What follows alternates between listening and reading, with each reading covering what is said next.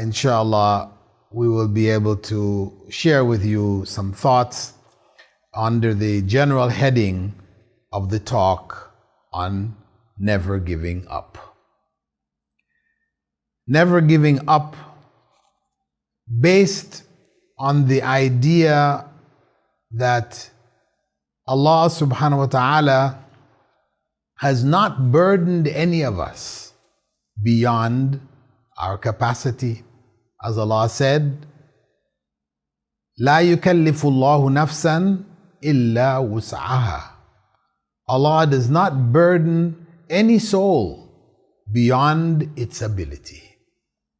So it means there is no excuse for giving up. If what you're doing is good, of course, this is what we're talking about. If we're talking about bad, evil, etc., then give it up. We should give up. But we're not talking about that side. We're talking about the good side. Where we have made the intention to do something good, we should try our best, our utmost to stick with it, to stay with that good. Because ultimately, the benefit, the reward is for sticking with it. It's not for just doing it on an occasion. Of course, we're not saying there's no reward for doing something good on an occasion. But the real reward lies in continuous good, where we are steadily maintaining that good. Based on the general hadith which Prophet Muhammad ﷺ shared with us, as recorded in both Sahih al-Bukhari and Sahih Muslim, where the Prophet ﷺ was quoted as saying, أحب الأعمال إلى الله أدومها وإن قل. That the most beloved deeds to Allah are those that are continuous, even if they are of a small nature, a small level, even though they are not huge deeds. If they are good deeds and they are consistently done, then this is far greater in reward than to do a huge deed and then stop. The doing of something really good for only a short period of time and then giving it up, this is something that the Prophet ﷺ advised against. In one narration from Abdullah ibn Amr ibn al-As, may Allah's peace and blessings may Allah be pleased with both of them, he quoted the Prophet ﷺ, Abdullah ibn Amr, quoted the Prophet ﷺ as saying, Ya Abdullah, O Abdullah, لا تكن مثل فلان كان يقوم الليل فترك قيام الليل. Don't be like so-and-so, who used to stay up at night in prayer and then he abandoned it. He used to get up at night for prayer and then he gave it up. So the fact that the Prophet ﷺ advised Abdullah ibn Amr not to be like that shows us that this is not a good practice in Islam. Consistency is what is really needed. And that's why, if we're off the track, we're off the path, we're struggling to get back on the path, the best way is to start with our basics and to build on those basics step by step. As opposed to trying to do everything all at once, or even somebody comes newly into Islam, they want to do everything that is required of a Muslim, every last thing that can possibly be done. It will overwhelm you. It is better to start gradually, I mean, there are basic things which we all need to do. We establish those, and then we build step by step. In this way, we're able to be consistent. Otherwise, we're just like the match. You light the match, it flares up, and then it goes out. It only burns for a minute, and then it is gone. So, when we come, because this talk on never giving up is within the context of seeking knowledge, setting out on the path to gain knowledge. Knowing that the act of seeking knowledge itself is ibadah. And ibadah, when we do it, we need to be consistent with it. So when we set out on this path, we don't want to give up. We don't want to drop off. We don't want to stop. We want to stay on that path. Because it is a path which is blessed. It is a sacred path. It is the path which Prophet Muhammad ﷺ, based on instructions from Allah subhanahu wa ta'ala, told us is a path to paradise. It is a path among the paths to paradise, seeking knowledge. And that's why He made it compulsory on every Muslim. Because it will carry us to paradise if we are sincere in seeking that knowledge. So, in this context, having set out, having joined the Islamic Online University, and of course those of you that are watching who have not joined the university, you come to the IOU page or my various pages on Facebook, and you heard about this or through Twitter or the blog or whatever, and you're sitting in for this talk, that's good. Welcome, ahlan wa sahlan. We welcome you. But if you're really serious, then you need to engage yourself in structured study. Because you can sit with this lecture of mine. You can go on YouTube and watch 100 more lectures from here and from there talking about various topics, etc. And after a year, if we ask you, could you teach a class on Tawheed, on fiqh, on hadith, on tafsir? You're going to say, no, I can't. I mean, I heard the lectures, I liked them, I enjoyed them. And if I hear the lecture again, I'll remember, but I can't teach it. Well, that means you really haven't learned it. Because if you've learned it, if you have really absorbed it, then you should be able to give it up. And that's what we are encouraged in the whole process of gaining knowledge. We're encouraged to give up that knowledge. The zakah of knowledge is teaching it. And that is why the Prophet ﷺ had said, خَيْرُكُمْ مَنْ تَعَلَّمَ الْقُرْآنَ وَعَلَّمَهُ. The best of you are those who learn the Qur'an and teach it to others. Not just those who learn the Qur'an. Not just those who learn fiqh. Yes, it is a blessing to have sought the knowledge and to have gained it and to have understood it. But the ultimate blessing comes in applying it in our own lives and teaching it to others.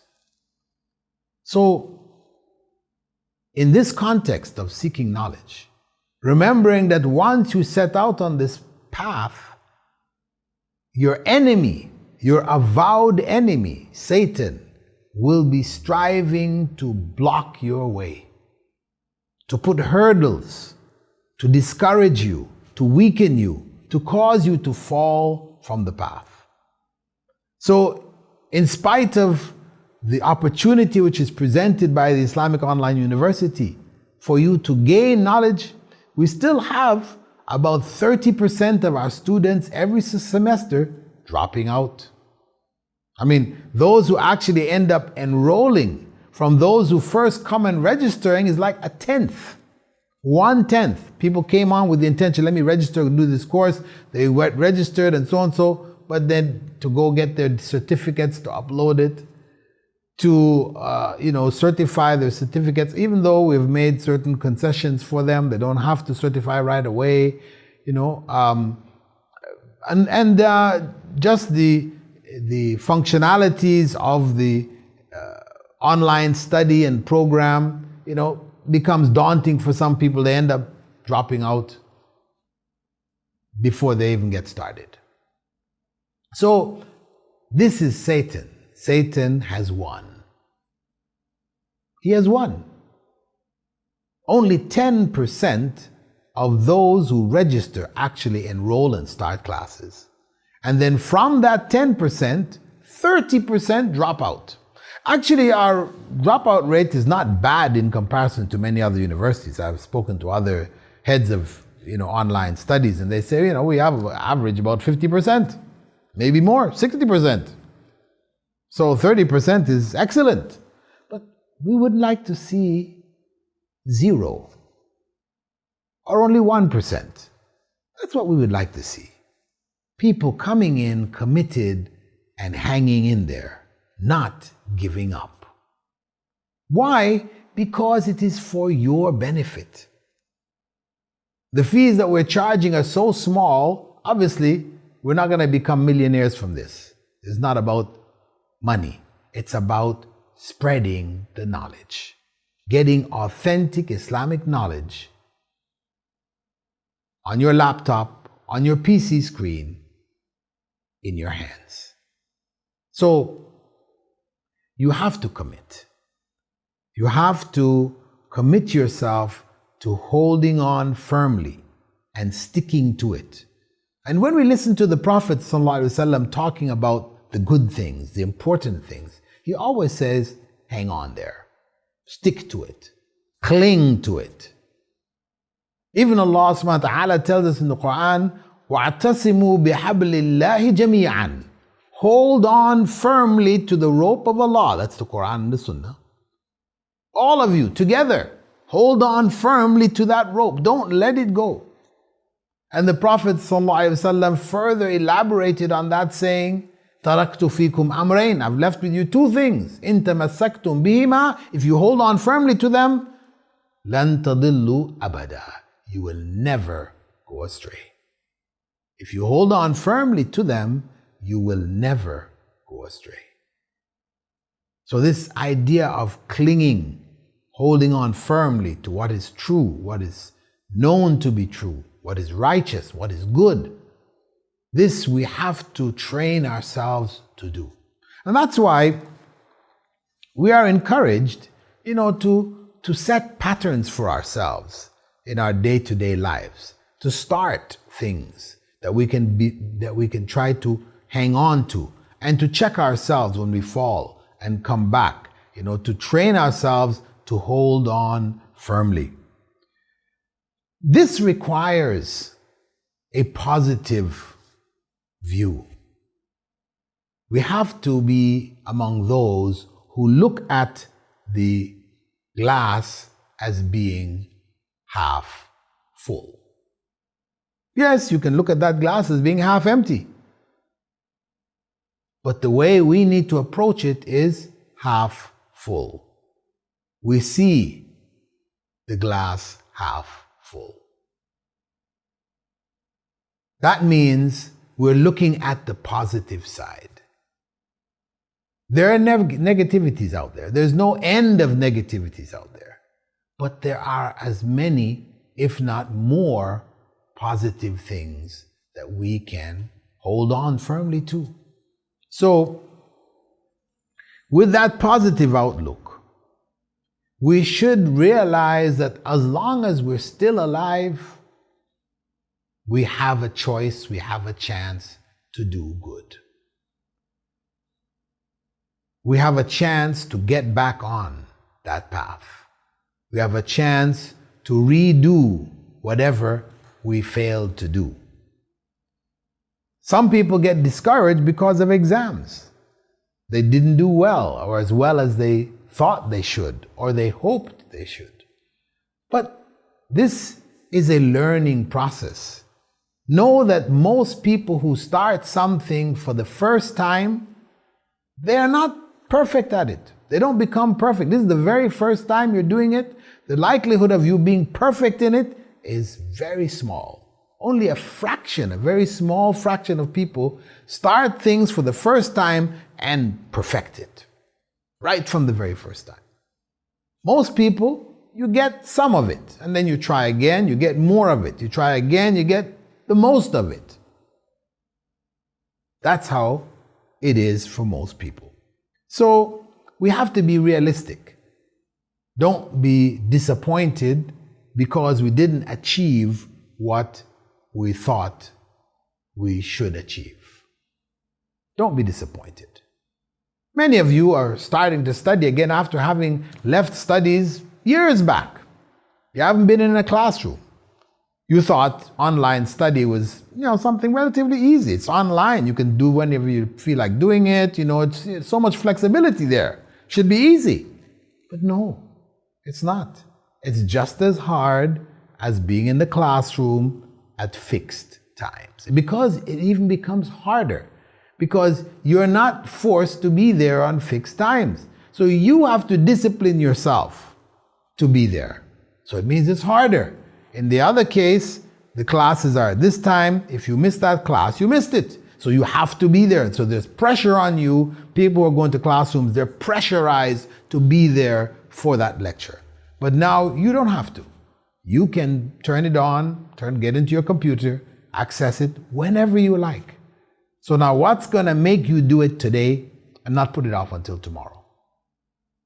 Or tomorrow, or the day after tomorrow, and putting it off for the day after that? What's going to stop you from doing that? Because it's easy enough to do it. Oh, I'll do it on the weekend. And then all your classes pile up that weekend. Oh, I can't do all of this, so I'll do some. But now you have a pile of classes that you didn't do. And you go into the next week. I'll do it the next weekend. Now you have the pile from that new week plus half of the pile from the previous week. Oh, I can only do half of that. So then you go into the next week. You can see what's happening here. Eventually, you're going to be so overwhelmed. Exam time rolls up, and all of these bits and pieces of classes have piled up that you didn't complete. And you say, how can I do it? I can't do it. It's too much. When it was so easy from the beginning to be consistent. This is how we're going to be able to do it. If we do it steadily, taking a small amount each day or every other day, we just set a pattern. The key is that we have to have a system. As our sister explained for those people who are attending our session online for the new students, she explained that you have to plan. As they say in the world of business administration, if you fail to plan, you plan to fail. So you must have a plan. You must organize your time. You must fit your study time in a particular place in your schedule. If you don't do it that way, then you're likely to drop out. You're likely to become inconsistent. So you need to organize yourself so that you'll be able to hold on firmly to your commitment to learn this deen. As the Prophet ﷺ told us, to gain the necessary knowledge primarily for ourselves, to know the religion. Because how do we attain good deeds? How do we achieve success in doing the right thing? We have to have knowledge of what that success is. We have to have knowledge of what really the right thing is. If we don't have that knowledge, then we'll be engaged in things which are not the right things. And we will not achieve success, though we might have put a lot of energy and time into it. So it is important that we have this knowledge And it is something that we made the intention for, we dreamt about, we wished for. We wished we had this knowledge, and it is achievable. Because Allah has not burdened any soul beyond its capacity. And the Prophet, may God's peace and blessings be upon him, had made this compulsory. He would not have made it compulsory if it were not doable. So the fact that it is compulsory means we all can do it. And you know, of course, each and every one of us, we have people who are looking at us, watching us. If we fail, they say, this is something, nobody can do this. It's too much. So our failure becomes their failure, as our success will become their success.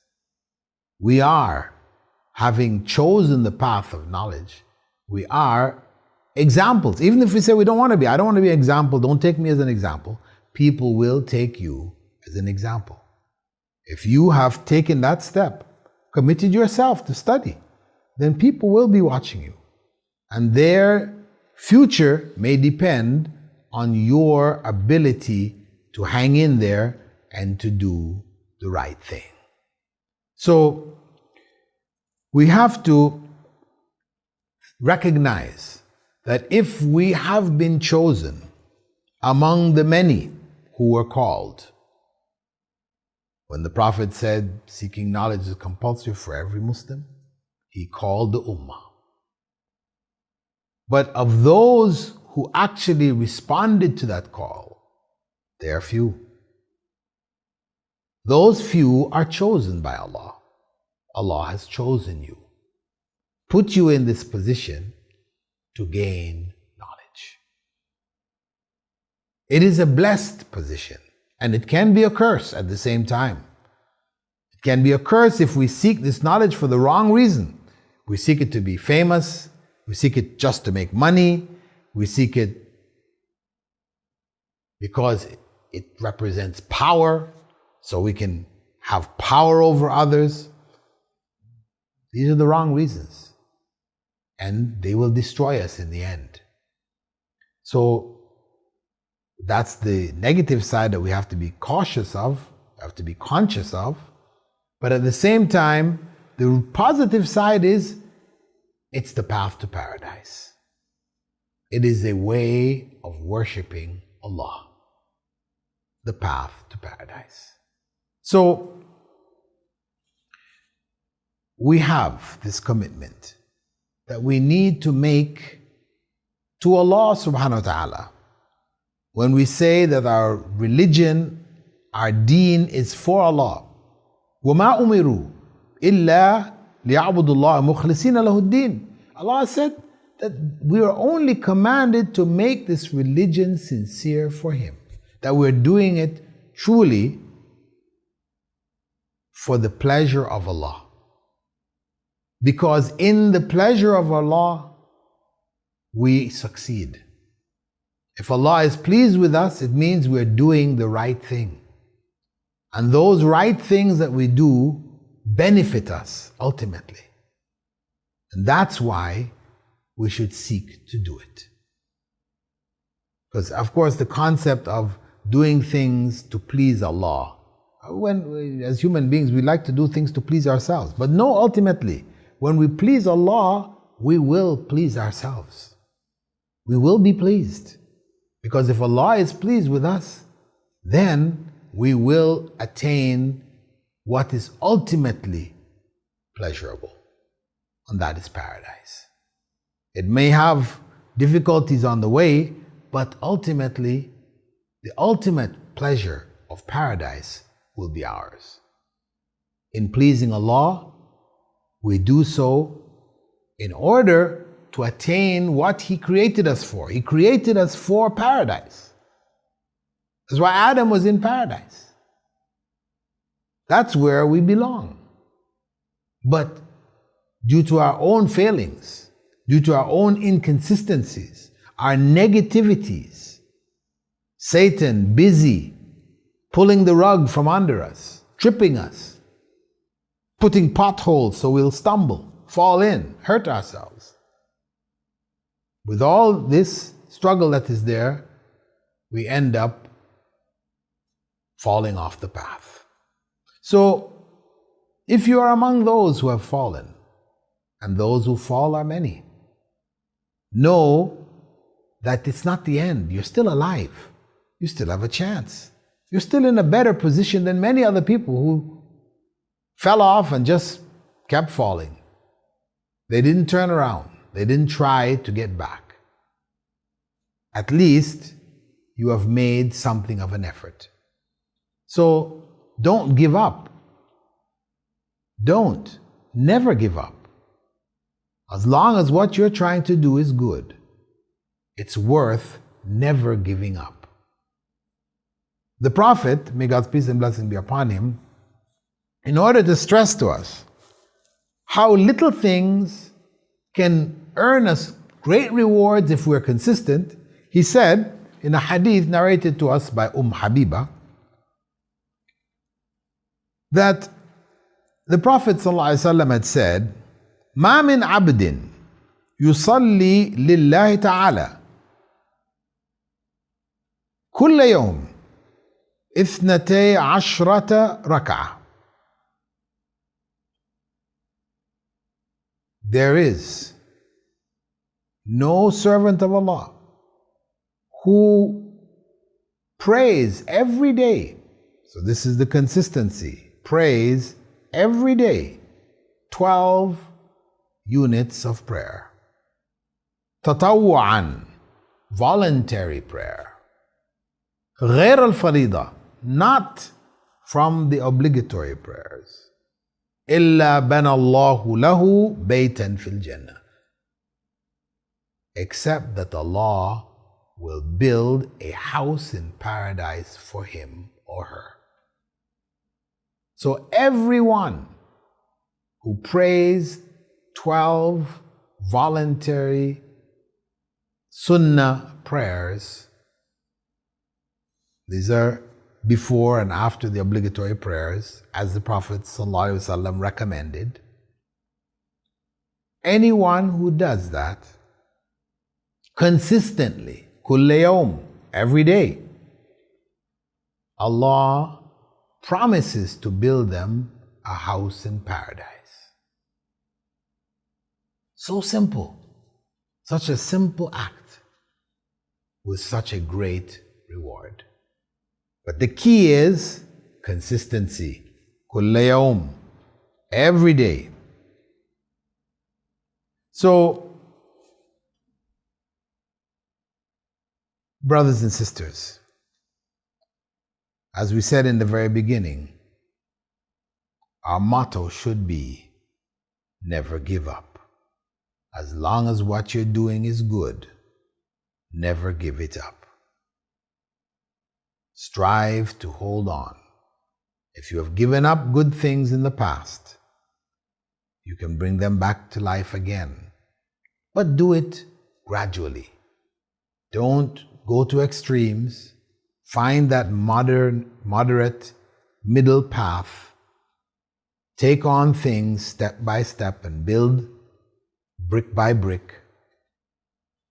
And establish practice of additional righteous deeds above and beyond the obligatory.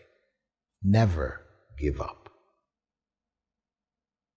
So this was, as I said in the beginning, a talk, an advice for those students who are studying in the Islamic Online University. But it is students studying in anything.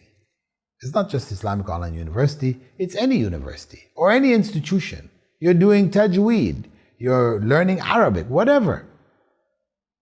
Any of these efforts to gain knowledge which is going to be beneficial to you in both this life and the next, then you have to have that never give up attitude.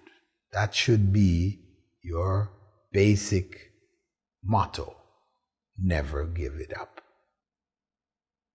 Because when you do, you have in fact been checkmated by Satan. That's exactly what he was setting out to do. and you are among the fallen, the wounded, the dead, the destroyed. So, brothers and sisters, look into your personal lives. Look for those things that you used to do, that you chose to do at one point, you thought was good. Fasting Mondays and Thursdays. And start again. Start with Monday. Maybe don't start with both, but just start with Monday. Establish Monday. Once Monday is in place, your whole family is doing it. You get your neighbors, get your friends. Break fast together. Make it something which will help you to be consistent with it. Break the fast at different people's homes. Everybody gets a turn, Or to encourage everybody, bring them all to your home. That's your commitment for sure. You're not going to miss fasting the day when everybody's coming to your house. So if you particularly want to make sure you're the one that's on it, then have them come to your home and break that fast together. Re-establish it in your life. The sadaqah that you used to give. You started at one point and then you got lazy, you got lax, other considerations came up and you didn't keep it up. Whether it was a charitable donation you were given to an orphan somewhere, for somebody to be able to get schooling, digging wells in the third world, whatever. That righteous deed that you used to do, you no longer do. Life got overwhelming as you saw it, although there's nothing overwhelming. It may be a lot, but Allah doesn't put you in a position where you are overwhelmed. You put yourself in a position where you're overwhelmed. Ultimately, when you overdo it, you go to extremes, etc. So, try to pick up some of those lost deeds. Tahajjud at night. The additional prayers, voluntary prayers, before and after your obligatory prayers. Try to revive these. Bring them back into your life and into the lives of those around you. Because the more people who do it along with you, the easier it is for you to do it. When you're doing it all by yourself, of course, it's a much greater challenge. It's much greater. But now, if you get your family to do it, you have friends, you get your friends to do it along with you, it's a lot easier. It's a lot easier to remain consistent. We as human beings, we need help and support from others. That's why the Prophet ﷺ had said, Nikah nisfuddin. Marriage is half of the religion. That's because of the help factor. That the wife is supposed to help the husband is supposed to help the wife. That's why I said it should be based on the deen. Because if it's based on the deen, then you're helping each other to worship Allah. But if it's not based on the deen, then it's not half. It's just a relationship. A relationship which is not helping you get to paradise. It may be one taking you to hell. So, as I said, never give up. As long as what you're doing is what is pleasing to Allah, hold on to it. Continue to do it. We never know when this life will end. We don't know the future. We don't try to think we'll pass it on. Later on, I'll do it. Later. Next week, next month, next year. Soon. No. Do it now. Start it now.